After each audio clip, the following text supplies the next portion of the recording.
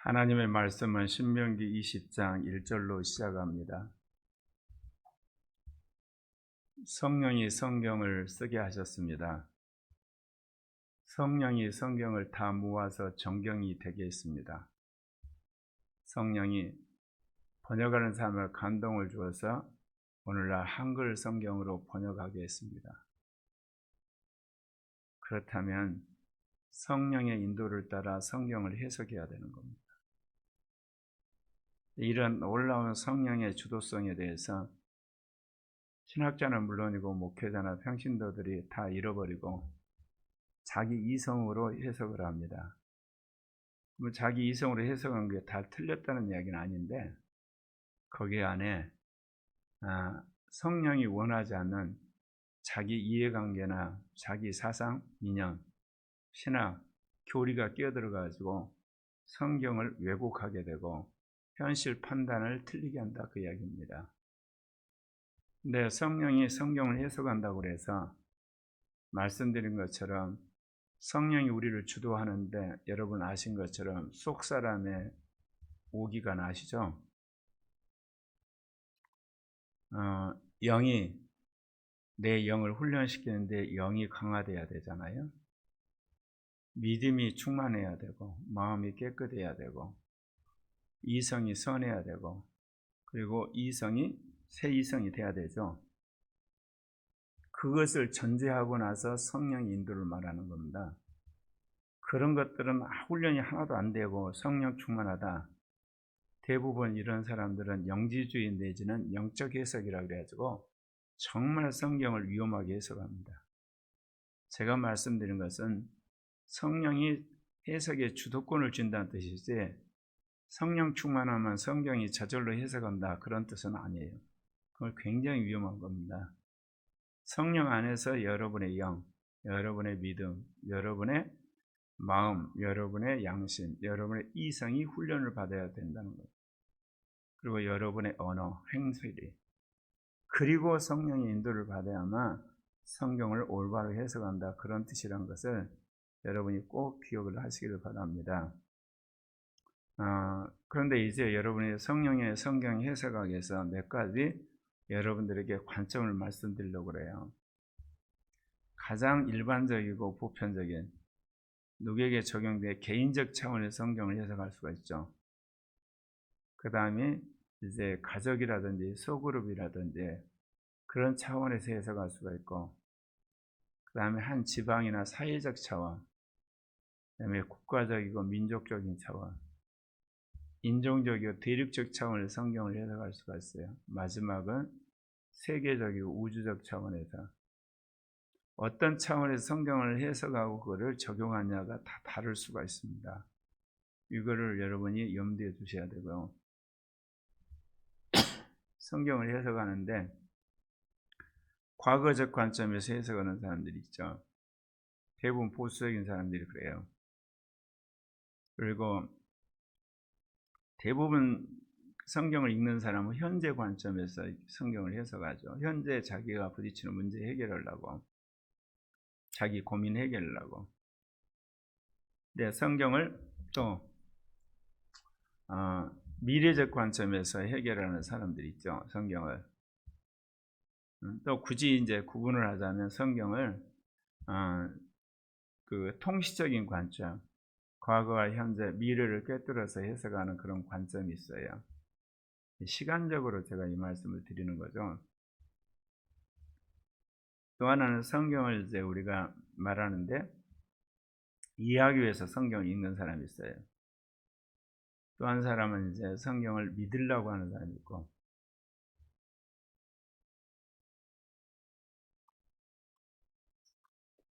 또 어떤 사람은 성경을 자기가 실천하려고 하는 사람이 있고 또 어떤 사람은 이제 성경을 남한테 가르치려고 하는 사람이 있고 또 어떤 사람은 이제 가르쳐서 제자를 삼으려고 하는 사람이 있죠. 성경을 읽는 목적도 이렇게 다양을 합니다. 그렇기 때문에 성령의 성경 해석학이라고 해서 자기가 성령 인도를 받아서 주관적으로 마음대로 해석하라 그런 뜻이 아니라 그 모든 것들을 성령 안에서 우리가 훈련을 받고 그분의 인도를 받아야 된다, 그런 뜻입니다. 또 성경을 해석하는데 오늘날 글로벌 시대니까 성경을 이제 종교적으로 해석하는 사람 있죠. 목회적 차원에서, 성교적 차원에서.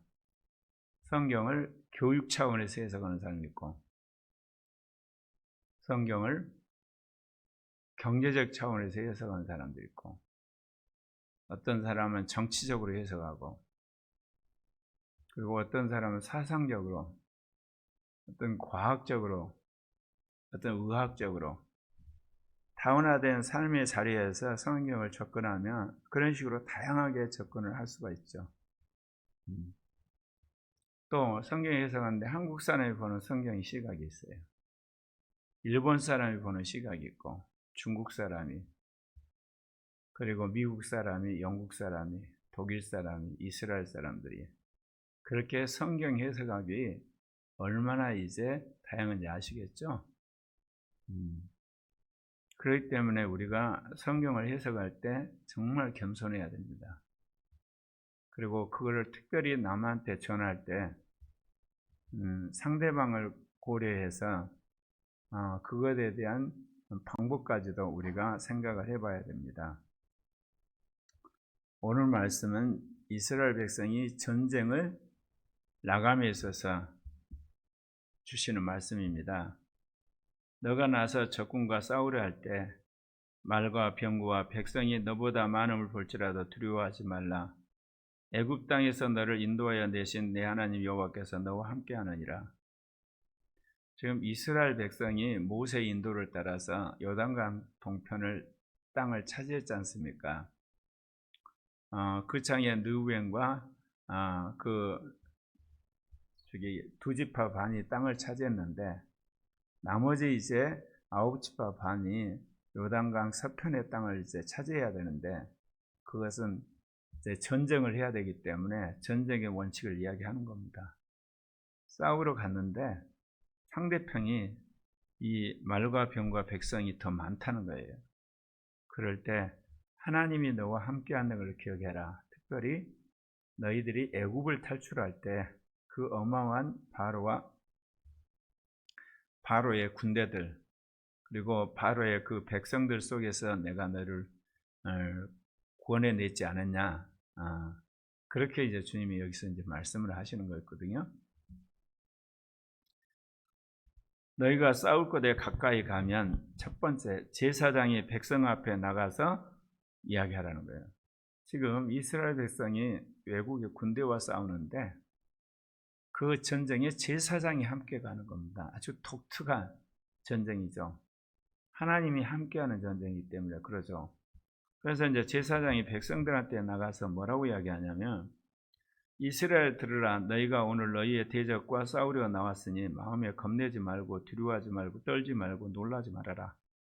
중요한 것은 신명기 20장 4절에 너희 하나님 여호와는 너희와 함께 행하시며 너희를 위하여 너희 적군과 싸우시고 구원하실 것이다. 이거를 이제 제사장이 이야기하는 겁니다.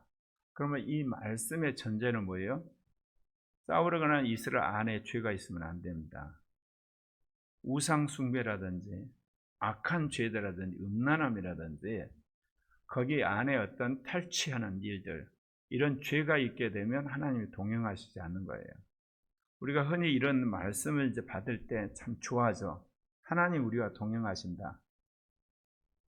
동행하신다는 말이 여러분 와닿는데 항상 그 전제는 하나님 우리와 동행하려면 우리 안에서 죄를 여러분 척결을 하셔야 돼요.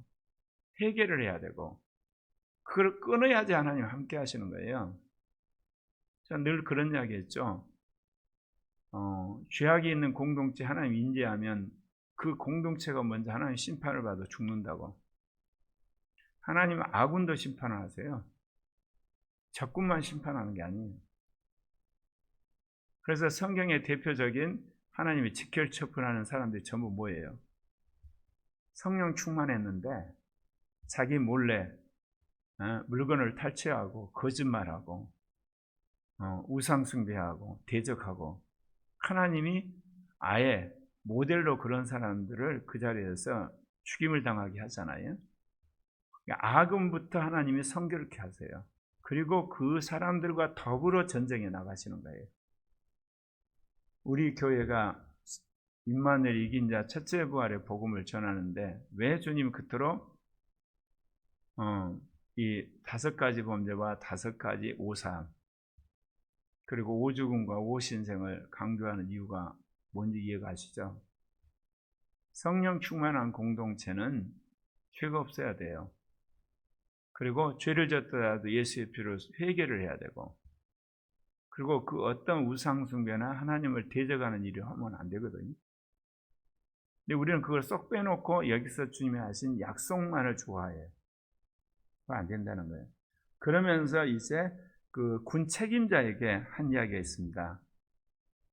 제사장은 나와서 하나님 너희와 함께 하니까 두려워하지 말고 하나님이 적군과 싸우시니까 믿음을 가지고 나가라 그러고, 군 지휘관이 뭐라고 이야기하냐면 새집을 지어놓고 낙성시 못한 사람 돌아가라 그래요. 그리고 포도 만들었는데 과실 못 먹은 사람도 돌아가라 그러고, 약혼을 했는데 결혼식 못한 사람 돌아가라 그러고. 그건 왜 그러냐? 여기 나와 있잖아요. 타인이 낙성시를 해버린다는 거죠. 타인이 자기가 기른 포도 먹고 타인이 그 여인을 다시 취하는 거, 그러니까 돌아가라 그래요. 그리고 마지막은 뭐냐? 두려워서 마음이 허약한 자나 그런 사람들은 다 집으로 돌아가라. 이유가 있습니다. 형제들의 마음도 그의 마음과 같이 낙심될까 하노라.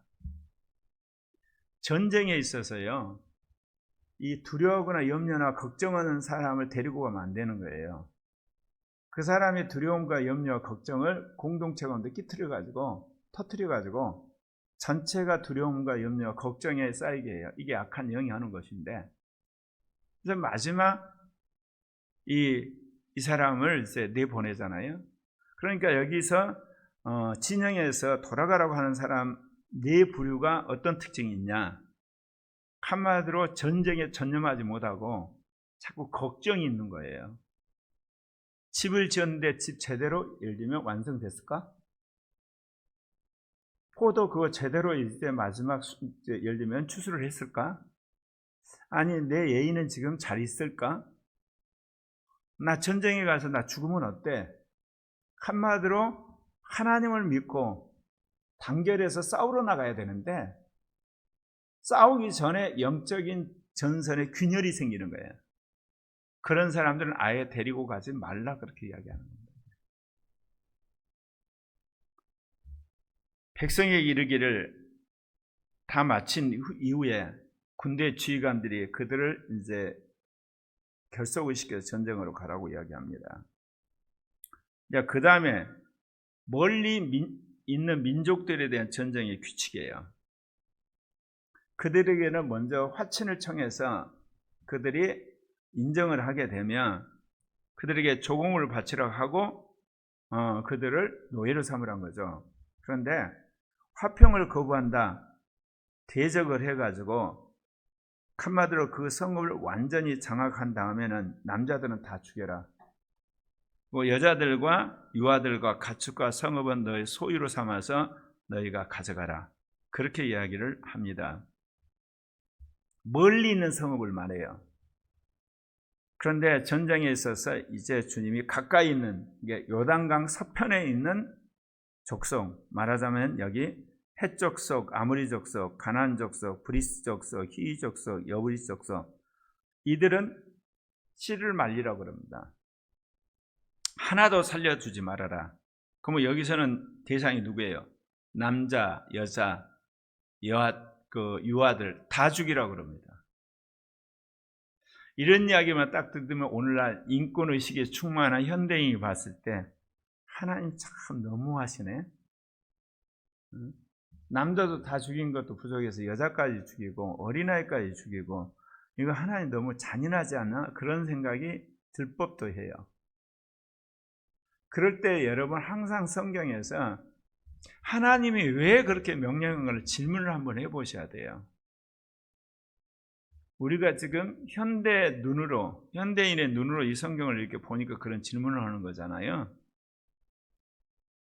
모세 당시 지금부터 한 3,500년 상황은 정치와 종교, 경제, 교육 모든 게 일치된 사회였어요. 그런 사회에서 점령을 했는데 그냥 점령하고 나서 그 점령한 사람들을 노예로 삼게 되면 무슨 일이 벌어지냐? 남자들이 끊임없이 반란을 해요. 여자들은 자기들이 믿었던 그 우상 숭배와 신들을 계속 유포시켜요. 태어나는 이민족의 아들딸들과 이스라엘의 아들딸이 결혼을 해서 결국은 여호와의 신앙 그리고 우상 숭배를 금하는 것, 거짓 영을 따라서 하는 이런 박수라든지 무당이라든지 점쟁이들이 창고를 하게 되면 이스라엘 공동체가 아예 안에서부터 혼합주의로 썩어서 사라져요. 없어져 버려요. 그런데 하나님의 뜻은 뭐냐면 이스라엘 공동체를 정치적으로 종교적으로 보존을 해서 예수 그리스도가 오시기까지 이게 존속을 해야 돼요. 그 전에 이스라엘이 사라져버리면 예수님이 오실 수가 없는 거예요. 그렇기 때문에 하나님은 이 땅에 예수를 보내는 목적이 가장 중요하기 때문에 그것에 합당하게 이 이스라엘 공동체가 나름대로 여호와의 신앙과 그리고 하나님만을 섬기는 신앙, 그야말로 선지자들의 말을 듣는 공동체를 만들기 위해서 그것에 대해서 장애물이 되는 그런 사람들을 다 숙청하라고 그런 겁니다. 그래서 이스라엘 백성이 이제 싸워서 거주해야 할 요단 서편에 있는 가까운 7족속이 거하는 땅은 진멸을 하라고 그런 거예요. 그러나 멀리 있는 족속들은 그럴 필요가 없잖아요. 그러니까 이스라엘과 화친하게 되면 그냥 조공을 바치게 하고 대적을 하는 한마디로 민족들만 쳐서 그들의 남자만 제거하라고 그렇게 말씀하시는 겁니다. 그런 의미에서 우리가 성령을 따라 해석할 때 말씀드린 아까 여러 가지 관점이 있죠. 단계마다 어떤 그 역사적 시간에 따라서 사회적 처하는 위치에 따라서 오늘날 다운화된 영역에 따라서 그리고 성경을 읽는 목적에 따라서 여러분들이 가능한 훈련을 받으시고 성경을 보셔야 되죠. 그 훈련 안 받고 성경 보게 되면 이제 자기 마음대로 해석을 하는 겁니다. 그래서 주님이 이 전쟁을 하는데요. 또 여기 보면 어떤 성읍을 오랫동안 이제 에워싸 장기전을 하잖아요. 그러면 저쪽 성을 이제 함락하기 위해서 이스라엘 같은 경우는 뭐를 했냐면요. 성 주위에다가 나무로 된 성곽을 쌓는 거예요. 그래서 성곽보다 더 높여 이게 나무성을 쌓아가지고 거기서 한마디로 화살을 쏘고 안 그러면 이게 사다리 같은 거 거치고 이제 들어가는 공성전을 하는 거거든요. 성을 뺏는. 그런데 여기서 주님 뭐라고 그러냐? 과수원 나무는 자르지 말아라. 왜냐? 너희들이 점령하고 나서 거기서 그 과수원에 나오는 과일을 먹어야 되는데 전쟁한다고 당장 급하다고 그걸 다 잘라버리면 과수를 심고 나서 거기서 여러분 과일이 이르기까지는 어떤 건 3, 4년, 5, 6년이 걸리잖아요. 먹을 것이 없는 거예요.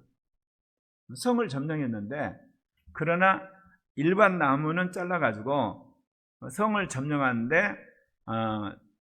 도구로 사용하라 그렇게 말씀을 하세요. 이것은 하나님께서 이제 모세가 죽게 되고 나중에 여호수아가 요단 서편에 있는 7족속과 싸우러 가는데 일종의 전쟁에 대한 전략을 가르쳐 주신 겁니다. 이거를 오늘날 우리의 삶 속에 적용하려면 그대로 적용할 수가 없어요. 첫째, 오늘날은 뭐냐? 정치, 경제, 문화, 사회, 군사 이게 다 일치된 사회가 존재하지 않아요. 세계 어느 나라도 이게 완전히 일치된 사회가 없거든요. 특별히 기독교 국가로서 이런 나라가 존재하기 때문에 이대로 적용하시면 안 돼요. 이거를 이제 근접하게 적용할 수 있는 게 우리가 이제 흔히들 정치적인 입장이죠. 기독교를 옹호하는 정당, 기독교를 반대하는 정당, 기독교 옹호하는 입장에서 우리가 어떻게 선거를 하고 아무래도 정치적 지지를 하고 또 반대편과 싸울 것인가 원리상 적용을 할 수가 있겠죠. 그리고 또 하나는 이제 적용할 수 있는 것이 우리가 흔히들 복음을 전하고 선교를 하는 데 있어서 또는 그 지역에 있는 악한 영들이나 또는 그 우상 숭배하는 사람들과 이제 영혼 구원을 놓고 싸우는 영적 전쟁을 할 때 우리가 이런 것들을 원리면에서 적용할 수는 있을 겁니다. 그러나 여기 있는 말씀을 우리가 해석해서 직접 적용할 수 있는 상황은 오늘날 없어요. 그러면 주님이 오늘 이 신명기 20장에서 말씀하신 전쟁을 하는데 제사장들이 나와서 이스라엘 군대를 향해서 했던 축복의 말씀, 또는 책임자들이 나와가지고 전쟁에 적합하지 않는 사람들이 돌아가라고 하는 이야기들, 그리고 먼 곳에 있는 적들과 어떻게 대할 것인가, 그리고 우리가 차지할 땅에 있어서 이 적들을 어떻게 해야 될 것인가, 그리고 수목을 어떻게 할 것인가, 이 말씀은 과연 오늘 우리가 살아가는데 아무 소용이 없는 3500년 전에 모세가 이스라엘 백성에게 말씀을 해서 여호수아 때 딱 요단강 서편에 있는 땅을 차지할 때 그때 한번 이 말씀 적용하고 끝나버리는 거냐, 이런 질문을 우리가 할 수밖에 없잖아요. 그렇기 때문에 우리가 이럴 때 성령의 지혜를 받아야 되는 거예요. 오늘 여기서 주님이 하시는 그 말씀을 교회의 영적 상황에 우리가 원리상 적용해 볼 수가 있습니다. 함께 출정하시는 하나님, 그래서 제사장이 여기서 나와서 너희 하나님 여호와는 너희와 함께 행하시며 너희를 위하여 너희 적군과 싸우시고 구원하실 것입니다. 교회에서 지도자를 뽑을 때 무엇보다 중요한 건 뭐냐? 믿음이 있고, 그리고 담대하고, 그리고 주의 진리에 대해서 분명한 고백이 있는 사람을 지도자로 뽑아야 돼요. 그리고 또 하나는 여기 말한 것처럼 집 지은데, 그리고 포도원에, 그 다음에 약혼자에, 그 다음에 두려워하는 사람, 세상에 관심이 많고 세상에 염려가 있는 사람을 교회 지도자로 뽑으면 안 된다는 겁니다. 그 사람들이 오늘날 같이 민주화된 시대의 교회에서 재직이 되고, 그 다음에 장로가 되면 어떻겠습니까? 자기가 생각하는 관점에 따라서 회의를 하고 주장을 하잖아요. 그럼 교회가 그렇게 가는 거예요, 그냥. 민주화 시대니까. 그리고 마지막 여기서 이제 멀리 있는 민족과는 통고를 해서 화친하기를 원하면 조공을 바치게 하고, 그러지 않을 때는 전쟁에서 이기고 난 연후에 남자들을 진멸하라. 기독교에서 나름대로 중립적 입장을 가진 사회적 세력이나 정치 세력, 이념 세력까지는 우리가 나름대로 화친하며 지낼 수가 있다는 겁니다. 그런데 거기에 반대하는 세력에 대해서는 단호하게 우리가 정치적으로 반대 입장을 피해야 돼요. 그 다음에 가까이 있는 이 일곱 족속, 이거는 교회 안에 있는 이단들을 말하는 겁니다. 이단들은 인정사정 없이 교회에서 쫓아내야 됩니다. 이런 사람을 교회에서 여러 가지 목적에서 방치를 하게 되면 교회가 뿌리채 흔들어집니다. 한국 교회가 왜 이렇게 돼버렸냐? 교회 안에 숨어있는 이단이라고 할 수 있는 사람들을 방치를 한 거예요. 특별히 신학교가 그러거든요. 요즘 신학교가 학생 수가 부족해서 미달이 되잖아요. 아무나 이게 받아들이기 시작한 거예요. 네, 신학교 교수들 월급을 주고 신학교를 운영해야 되잖아요. 신학교를 축소해서 운영할 생각을 안 해요. 그러니까 급속하게 신학교가 망하고 교단이 망해가는 거예요. 왜냐, 그래도 자격이 있는 사람들을 해서 신학교도 구조조정하고 신학교 교수도 정 안 되면 건물을 팔더라도. 근데 그러질 않거든요, 어느 누구가. 전부 다 어때요? 자기 있는 동안 신학교 총장하고 교수하고 총회장, 노회장 하려고 그러지. 앞으로 교단의 앞날을 생각해서 구조조정을 안 해요. 그러면 육신적인 사람들, 교리적으로 문제 있는 사람들, 도덕적으로 타락한 사람들이 신학생이라고 들어와서 그들이 이제 졸업하고 나서 목사가 되고 교회를 담임하면 급속히 교회는 이제 붕괴되어 가는 겁니다. 그래서 기존의 한국 교회는 살아갈 방법이 없습니다. 1000만 기독교인 했다 요즘에 700만 이야기 하잖아요. 그래서 이거는 회개해도 안 돼요. 기도해도 안 되고. 기도하고 회개한다는 게 뭐예요? 신학교부터 구조조정을 빨리 해야 되거든요. 통합교단에 7개 신학교가 있는데 다 미달이에요. 장신대만 겨우 채우는데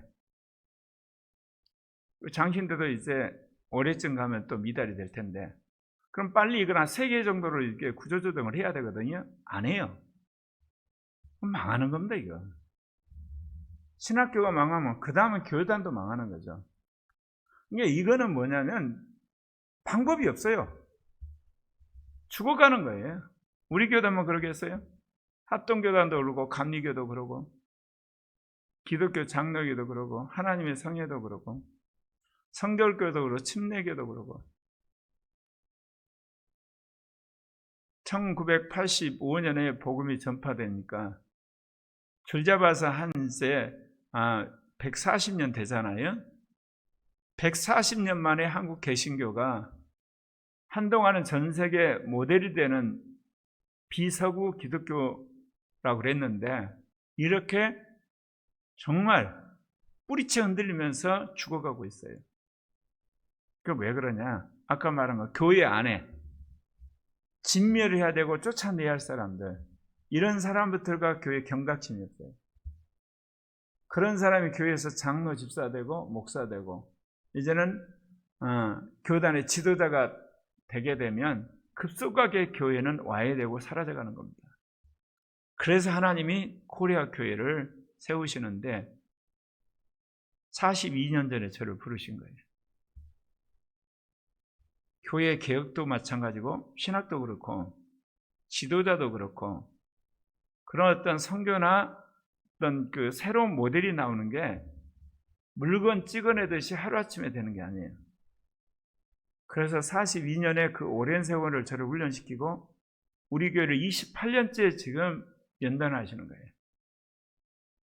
그래서 신학을 훈련시키고 거기에 대한 영성이라든지 리더십이나 은사나 목회나 선교에 그렇게 훈련을 받아서 우리가 부족하잖아요. 왜냐하면 어느 누구도 안 가본 길을 우리가 이제 저러 갔다 우로 갔다 흔들리면서 그러나 지금까지 정진해 왔잖아요. 더딜 수밖에 없지만 그러나 때가 되면 하나님이 이 패러다임을 죽어가는 한국교회에 퍼뜨리고 아시아교회 세계 가운데 퍼뜨려서 주님의 교회를 살릴 겁니다. 왜 제가 살린다고 하냐면 아시아 선교가 안 끝났는데요. 45억 되는 사람들이 예수를 몰라요. 듣지도 못했어요. 예수가 누군지를 몰라요. 이런 상황에서 주님 오실 수가 없어요. 세계 선교가 끝나야 오시거든요. 그러려면 한 나라 정도는 하나님 쓰셔야 되고 그리고 한 나라의 교회는 하나님 일으킬 수밖에 없는데 그래서 우리를 택하신 거예요. 그래서 여러분들이 믿고 앞으로 정진해 나가셔야 돼요. 한국 교회 운명이 코리아 교회에 달려 있어요. 주님이 이렇게 개인적으로만 한 40여 년, 교회적으로 30여 년 동안 훈련시킨 교회가 없어요. 그래서 여러분들이 이제는 명확하게 믿음으로 실천하는 사람들이 되셔야 돼요. 루터는 믿음으로 구원받는다는 이야기했고 주님이 이제는 행함으로 믿음을 증거하라고 말씀을 하세요. 그러니까 간사들부터 집사들부터 청년들, 청소년, 어린아이 확실하게 영을 따라 살고 성령 충만하고 거룩한 성도들이 되고 제자들이 되어야 되는 것을 주님이 분명히 우리에게 요구하고 있습니다. 기도하십시다.